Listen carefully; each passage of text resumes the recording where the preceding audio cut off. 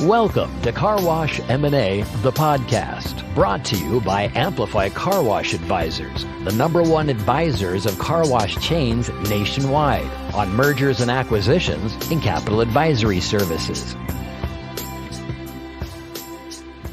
Hi, I'm Lanese Barnett, Vice President of Business Development at Amplify Car Wash Advisors, and your host of Car Wash M&A, the podcast.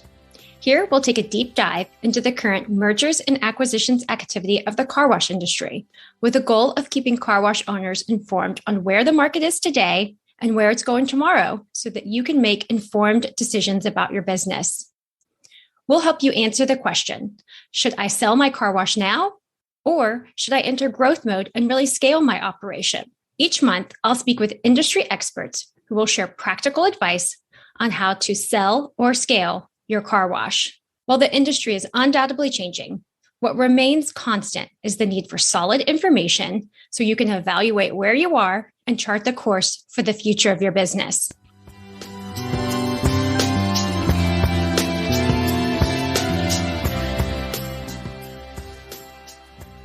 Hi, I'm Lanese Barnett, your host of Car Wash M&A, the podcast. For episode 11, we're taking a look back at some of the great conversations that we've had on the podcast this year. While things have certainly changed over the course of 2022, our guests have had some great advice that is very relevant in today's market. We want to share some of the highlights with you today. To stay up to date with the latest Car Wash M&A news, be sure to subscribe to our podcast and check out our news page on Amplify site to see our monthly podcast news articles as well as other important M&A news. Go to amplifywash.com/news to check it out. Be sure to check back in with us in January when we will have a brand new episode, and look forward to talking with you in 2023.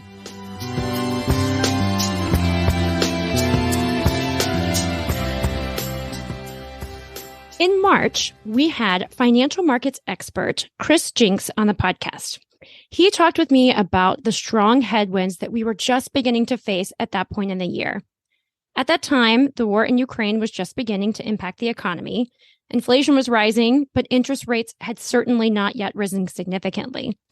Chris shared his thoughts about what could be done to combat inflation, and he talked about what car wash owners specifically can do to be proactive in an inflationary environment. Although many things have changed in the car wash M&A space since I spoke with Chris back then, the advice he gives in this episode continues to be prudent, especially in today's climate.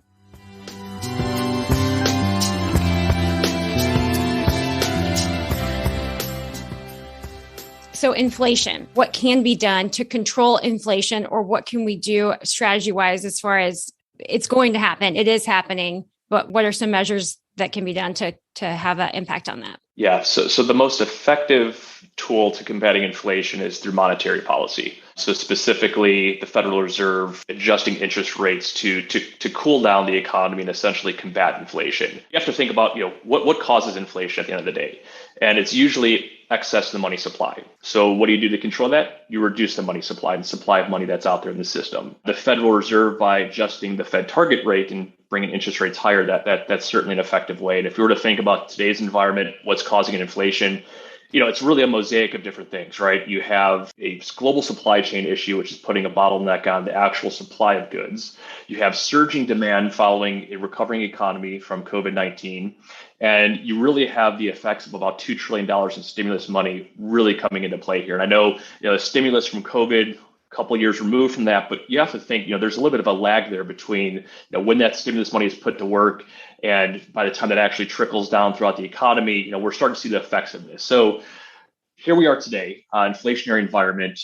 As mentioned, the one tool that could be used to combat this would be changes in monetary policy, specifically rising interest rates. And as of yesterday, the Federal Reserve actually increased their target rate by 0.25% for the first time since 2018. And that increase is projected to be a steady, continual increase for the foreseeable future, or at least throughout the rest of the year. Absolutely. The CME group actually has a really interesting tool that's available on the website. It's called the Fed Watch tool. And essentially what they do is they look at the futures market to figure out, okay, what's being priced in here? And what they could do is they could put implied probabilities on the future of rate hikes. As of right now, as of yesterday's hike, what the markets are telling us is that there's about a 90% probability that interest rates will go up by at least another 1.5% throughout the calendar year of 2022. So you hit it right in the head. I think, this is just the start. I think if we were to look going forward and what markets are telling us today, there's a high probability that rate hikes will continue with each of the Federal Reserve meetings to come.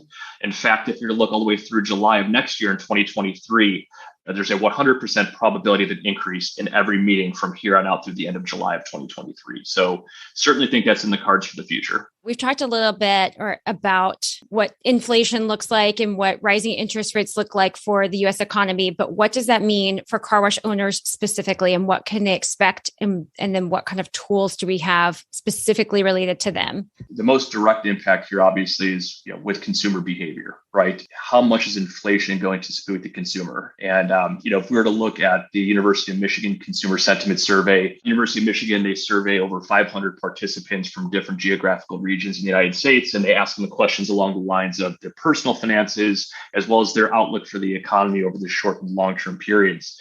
And what the most recent survey showed us is that consumer sentiment is at its lowest level since November of 2011. So shortly after the S&P downgrade of U.S. Treasuries. So all of the macro concerns that we've talked about between inflation, rising gas prices, the war in Ukraine, this is definitely weighing on the consumer. So the question now is, how discretionary is car washing, right? Over the last decade, we have seen consumers embrace the car wash model, specifically the express car wash model. By and large, consumers are using professional car washing services more now than ever. And the express model has become, a convenient solution for consumers where it's now ingrained in their daily activities, right? As you mentioned, Lanese, we have car wash operations here in Chicago, and we have some customers that are membership customers. I mean, they're at our site daily. The question is now, are they going to stop car washing?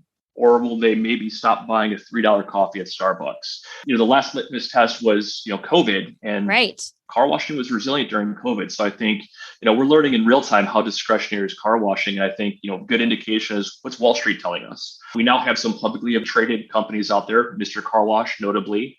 And we've actually seen some positive revisions from sell-side analysts on Wall Street stating that, the concerns over inflation and fuel prices may be overdone, and they've actually changed their ratings from a hold to a buy. So a lot of considerations to be thinking around here, but generally speaking, definitely an impact on the consumer. And this is the time now to get strategic if you're an operator. I think the knee-jerk reaction in a rising cost environment is, just passing it back to the consumer and increasing your prices.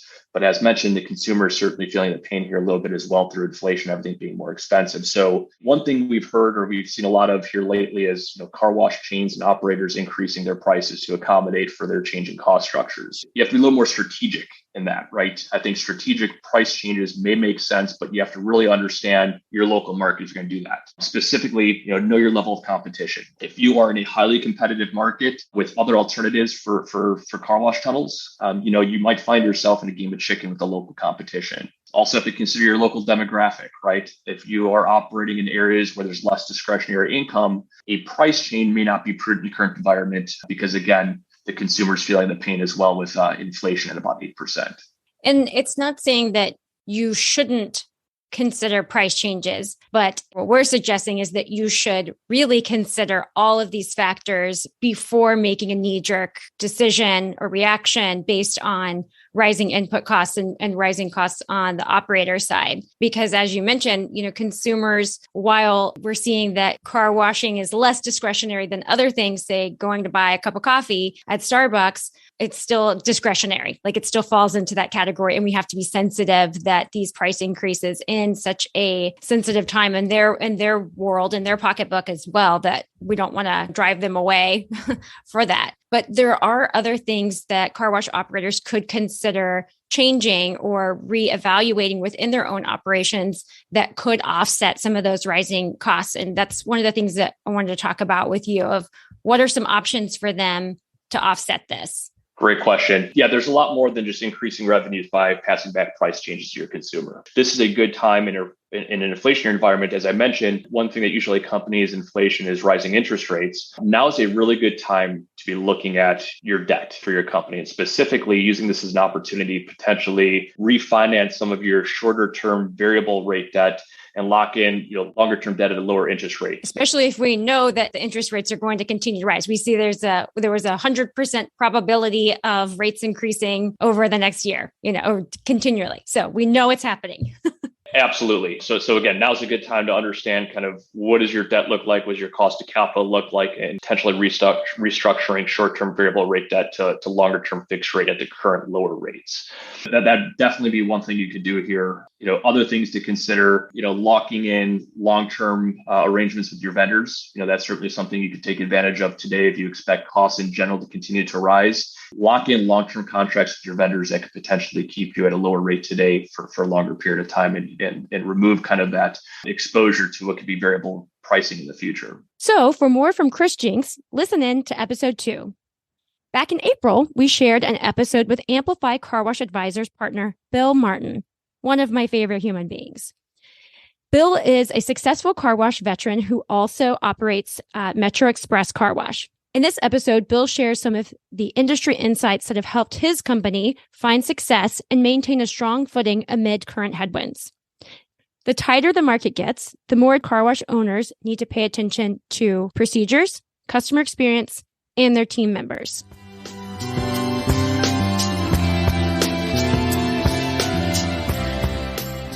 Like everybody, we're trying to find ways to make car washing more user-friendly for the customer and more manageable and scalable for the operator. Technology, we want to see technology as our friend, not as something we're afraid of.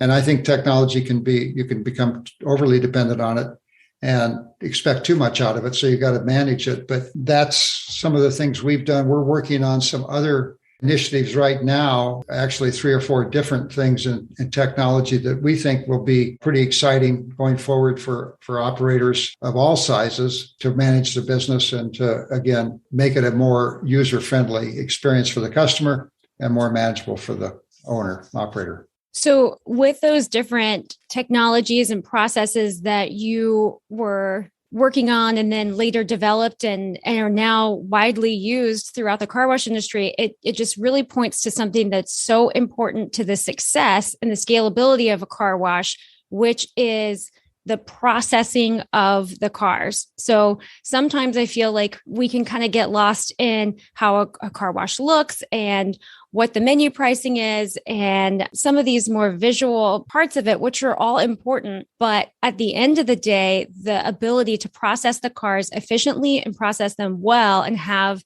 a standard for how that goes and using that assembly process to where you can maximize how many and how much volume you're able to produce with the quality that you're looking for is so important. And that's something that you do really well. And each one of those ideas and later technologies that came into fruition address that. So getting the cars in quicker and processing them, and that's really amazing. And so I kind of like to talk about the importance of processing cars and what that means to the success of your business and how you can train your staff and how you can implement ways that focuses on the process part of it. In our company, we call it the Metro Way. The Metro Way is people, process, product, and place. The time that a customer spends on your site is critical, in my opinion. You want to try to turn them around as quickly as possible.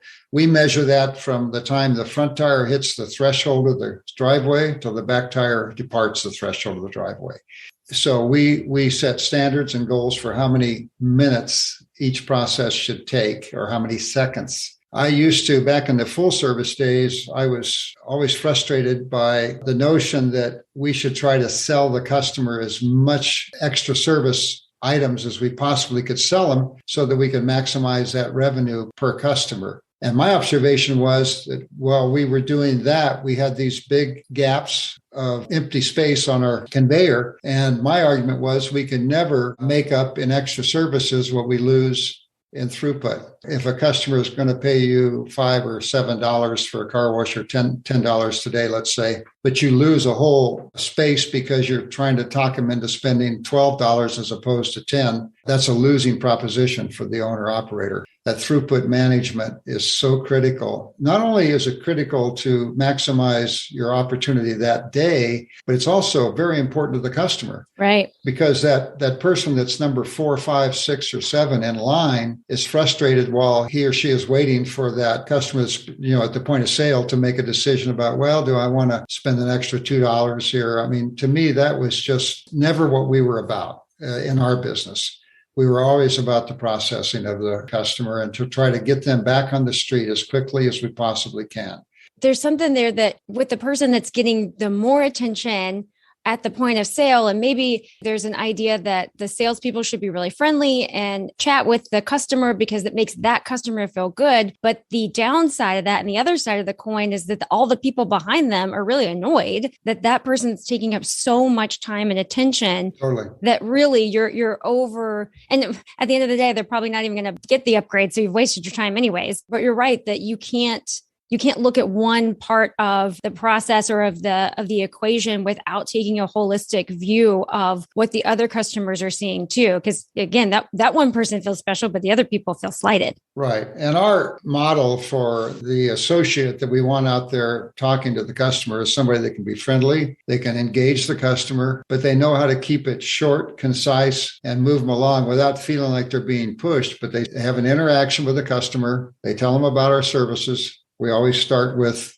our unlimited plan, then make sure that once the decision has been made by the customer, we keep that queue moving. So throughput management, there's a lot of things that happen in that process, but that's something at Metro that we pay a lot of attention to. Some people say, well, it's just that you want to wash as many cars as you can wash. Yeah, of course we do. We want to process as many customers any given day or hour as we can. But that's a two-way street. It works for the customer as well as for us. That's a win-win, we think. So we don't pay any commissions to our associates for selling extra services. It's just not something we do. We let the customer make the choice.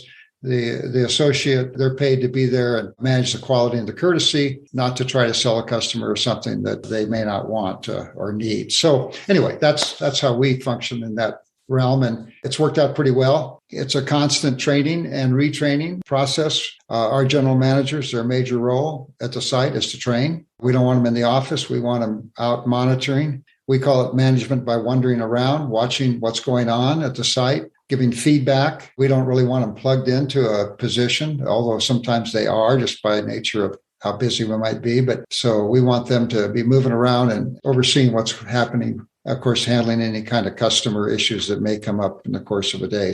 And let's talk a little bit about the training aspect of it. So the general managers, they're on site and they are overseeing their associates, their sales associates and their staff to make sure that they are using the scripts that you have or using the processes that you have for speaking with the customers. But what's some of your higher level part of that, of how that person is trained, how that general manager receives that information and some of the infrastructure that you have built in to disseminate that across your locations? We have tier training so that when someone comes on board, we obviously show them, there's video training, there's written training, there's apprentice training where they work side by side with someone. We'll give them feedback for the first 30 days. They're on a trial basis to see, if they like us and we like them. Constant feedback. I'd say by and large, our employee profile, they're younger folks, not all, but most. And so a lot of them, in some cases, may be their first job or, they're early in the work world. And so they're sponges. They want to learn generally. And so we have to give them a lot of good feedback.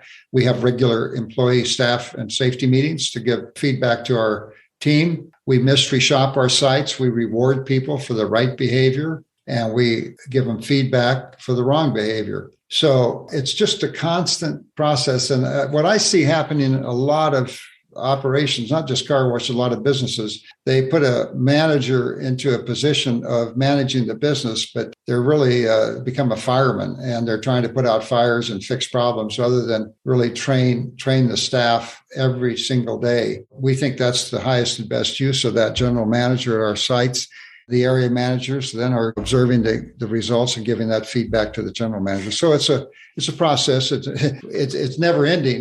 There's plenty of job security there because we're constantly trying to raise the bar and elevate the level of service and the commitment. By the way, we find that when we do give the proper feedback in the proper way to these, our staff, our associates, they welcome the feedback to be able to do better. Today, the cost to hire and retain employees, it's pretty high. Right. We're starting people in the $17, $18 an hour range in our markets.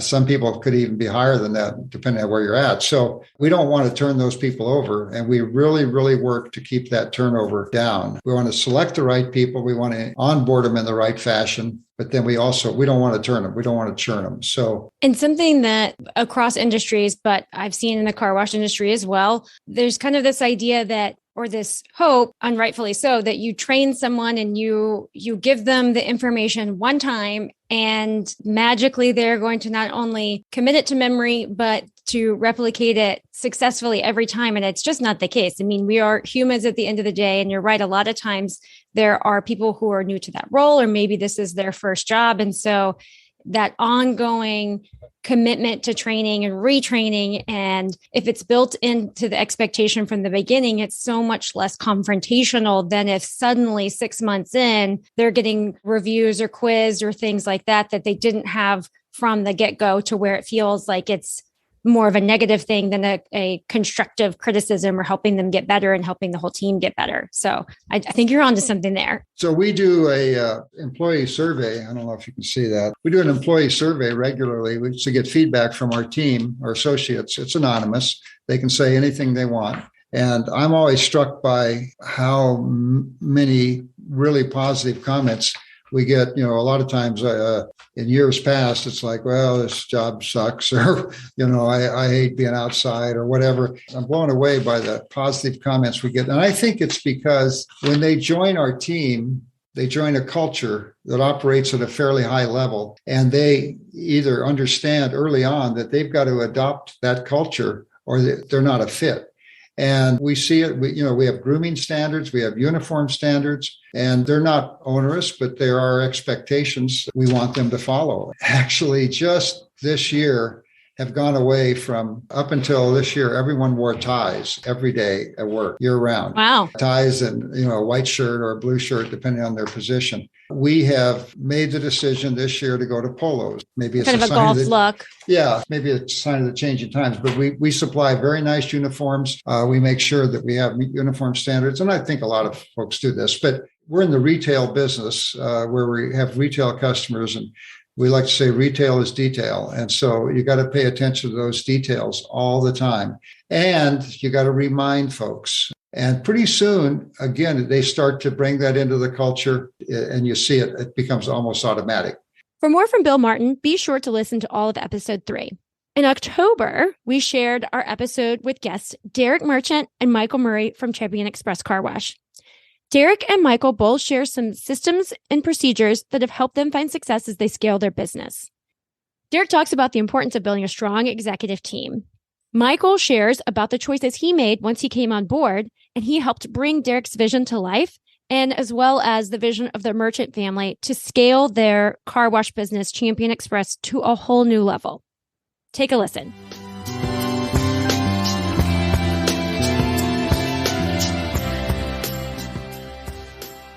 One thing I learned about the merchants very early on, whenever I got here, was that they, when he said they like a challenge earlier, they do make some big challenges, and these big goals of building. And so I learned very quickly when they would throw out the numbers of washes that they said that they weren't joking. I knew these weren't hypothetical washes that they were going to build, that I had to be prepared for them and be ready for them. So yeah, back when I first started, I think the goal was 20 or so by the end of this year, which we'll be at 27 by the end of this year, and then 50, 60 by the end of next year.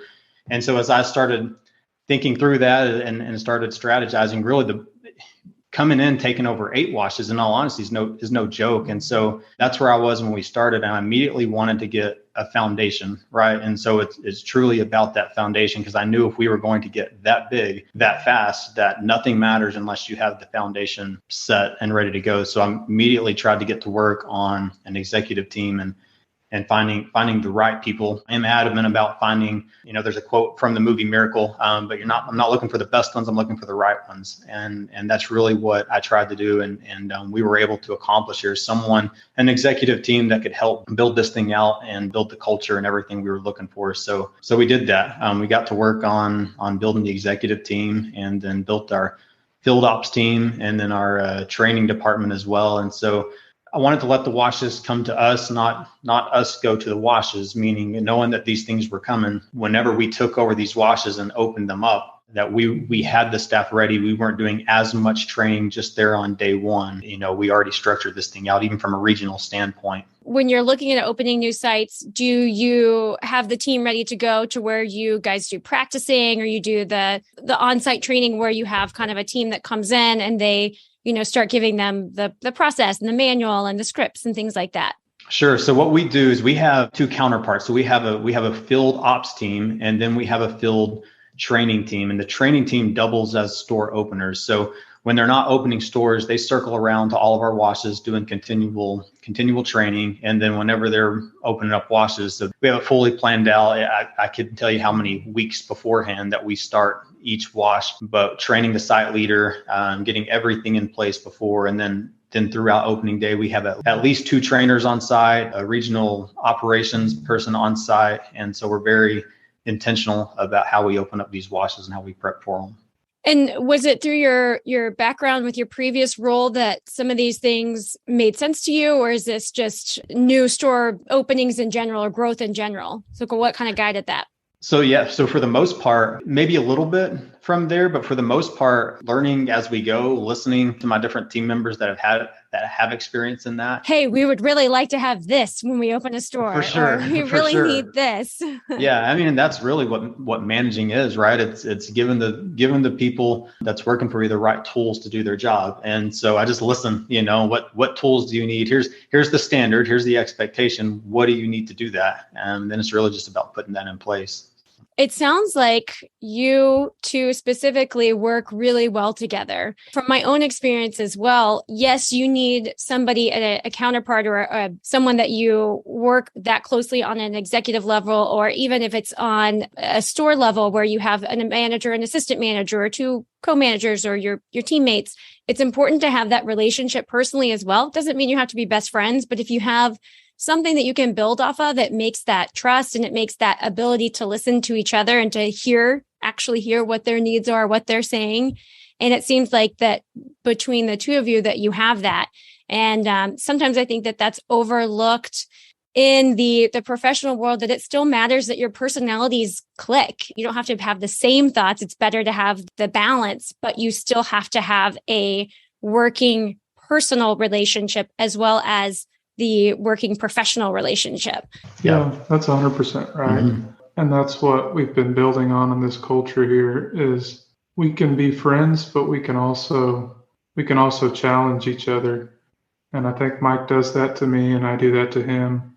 But work as you come in today is fun. And it's because Mike believes the same things we believe culturally. And it just makes me smile when I walk in the halls and I hear the laughter. One minute there'll be rap songs on because construction had a team win, so they play All I Do Is Win. The next minute, development will be playing Queen, or champion will be playing Queen, We Are the Champions, because they hit a goal. It's just fun. When you make it fun, and it's the same for Mike and I know I don't feel like I work every day because it's fun. I get up every day and I look forward to what's going to be different in the office every day and the challenges that come with it. When you have a trust with your executive teams, then it's fun. Yeah, I think that's a big part of it. When he talks about trust, I think that's the first. There's trust and there's buy-in, and once you have that, it creates an opportunity to have healthy conflict. Of course, there's a lot of, but we listen to Patrick Lencioni, a lot on his books, 5 Dysfunctions of a Team, that talks a lot about it. But it's so true to be able to sit in a room and speak passionately, about your stance on something, and then to hear someone else out. And the goal is to truly be about what's better for the organization. It's not about each individual, but I want to hear all of the different discussions, and then to be 100% okay if it's not your idea, that was gone out. And really, it doesn't matter whose idea it is. It's about what's going to make the organization better. And I think Derek and I have that, and that's what we try to create down to our teams. Mike's better at it than me. I'm trying to learn from him still. Speaking from, again, taking my own experience, this industry has changed a lot over the years. I started in 2010. Obviously, I was still 10 years old then. I'm just kidding. I'd already had a career in marketing and communications working at a public relations agency. And so I did that for about 5 years. And then I joined the car wash industry.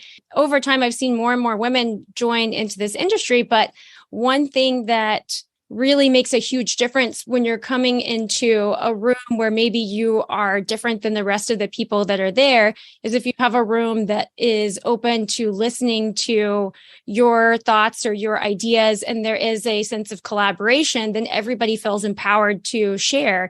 And I feel very fortunate that that's been my journey, but it also takes building a culture that encourages people to share their ideas and to maybe you don't adopt them and maybe it's not the right path for the organization. But if you have that culture where it's okay to say something and it's okay to even have conflict isn't the end of the world. That's a healthy part of growth and a team. But if you have the safe space of everyone here is respected and everyone has their place, then that opens that dialogue. And I think that that's the most successful teams are the ones that can have those conversations and grow from them and learn from each other and listen. And listening is the hardest part. Even I struggle with that. And that's part of this whole process. It's just me listening to someone else talk, but it's harder than it seems. It just seems very fundamental, but we're all human and it's a learning process as well for me. Agree 100%.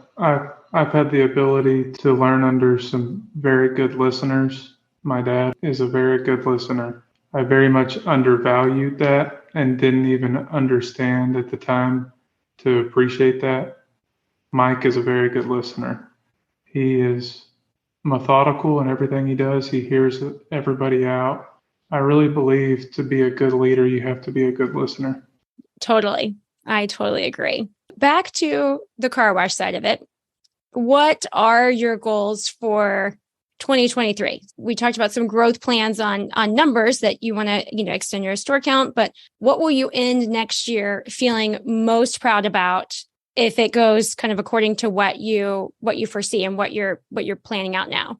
In 2019, we told PC&D magazine that we had a goal of getting to 50 locations in 5 years. And so that will be an awesome accomplishment for us when we get there by the end of next year. Didn't think we would have to have the number of sales that we've had to get there, but we've very much always wanted to continue owning our own company. And that's just because we believe in our mission, our vision statement, and our values. And a lot of times when you bring in a partner, that can change things. And so that's been our heart behind it.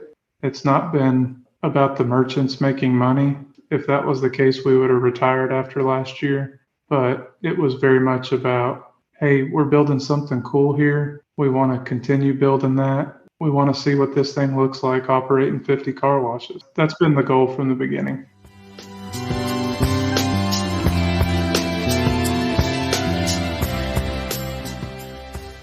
What a year we've had. While the market has changed drastically over the course of 2022, our car wash industry continues to thrive as we head into 2023. Be sure to join us the last Thursday of each month as we keep you up to date on the latest mergers and acquisitions activity in the car wash space. If you're loving Car Wash M&A, the podcast, which I'm sure you are, be sure to subscribe wherever you like to listen, share with your colleagues, and please take the time to leave us a rating and review on Apple Podcasts. Reviews are a great way for more car wash owners to find us. A listener shared this review, which I'm particularly proud. If you're in the car wash world, you need to tune in to this podcast. Lanese is a fantastic host who leads really engaging and informative interviews with her guests. Value-packed conversations around these episodes. Highly recommend checking it out. Thanks, Olivia Baker 13. I really appreciate that. It's a nice way to wrap up the year and feel great about this time that we've shared together. And I really look forward to joining you all in 2023 as we head straight into the new year, and hope you have a wonderful holiday. Thanks. Thank you for joining us on this episode of Car Wash M&A, the podcast, with your host, Lanese Barnett. Like what you hear? Subscribe to our podcast feed and leave us a review, or follow us on social media at Amplify Car Wash Advisors. Want more M&A information? Visit our website at amplifywash.com and listen for new episodes on the last Thursday of each month.